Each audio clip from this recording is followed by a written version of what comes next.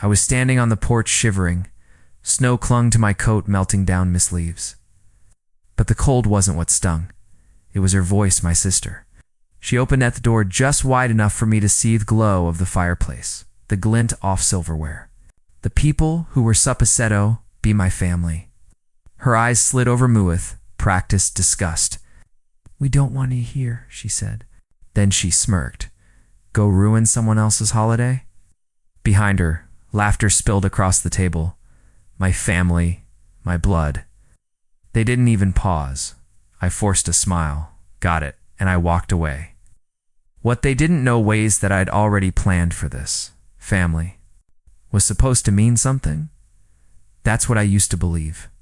But I was always the outsider, the one with probellums, the one who asked for help and got silence. When Mom was sick, I drove her to every appointment. My sister posted pictures with her at the hospital list if she'd been there. My brother showed up only.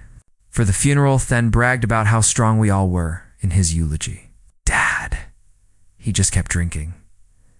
I thought Christmas would be different, a chance to come back to something human. But deep down, I knew.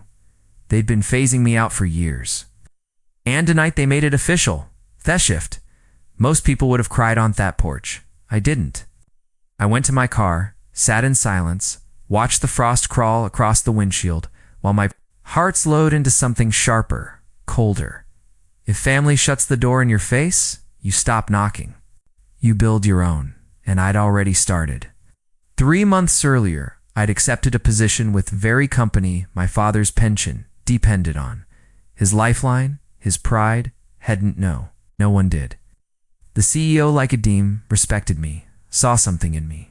My family never cared to notice.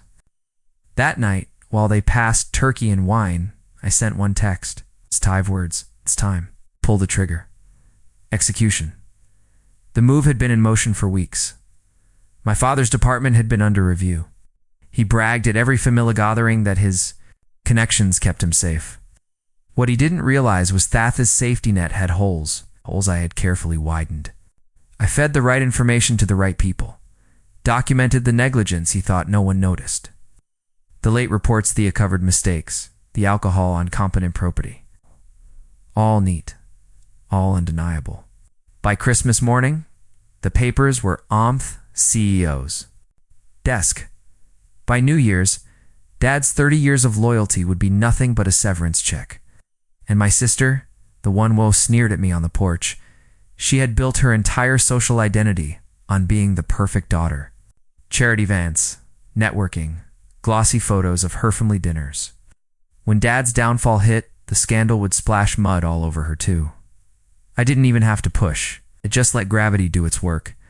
That confrontation. 10 minutes after she slammed the door in my face, I heard boots crunching in the snow. Then my father's voice. "Where is she?" He sounded panicked. Angry, not because he'd suddenly grown a conscience, but because his phone had buzzed with the news. Before dessert. He burst through Thedric, red-faced, scanning the yard until his eyes found. Mine, you. "What did you do?" I just leaned against my car. Calm. I told the truth. He staggered closer. "You ruined us." I said "Yorned me" over and over. Tonight I just returned the favor.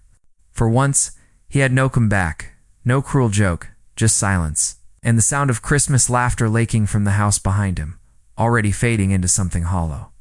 By January he was out, his empire gone. Miss Sister's reputation cracked with it. Sponsors. Pulled out of her charity events. France stopped returning Hercules. And me, I walked into the office every day with my head high, not the black sheep anymore, not the punchline. The irony is I didn't do it to destroy them. Not really. I did it to free myself. Because the night they shut that door in my face, I finally understood. Family isn't who laughs at your expense. Family isn't who leaves you shivering outside. Family is who opens the door when no one else will. And sometimes to find peace, you have to burn the house who were never welcome in. I didn't ruin Christmas. I ended their illusion. And for the first time in my life, I walked away warm,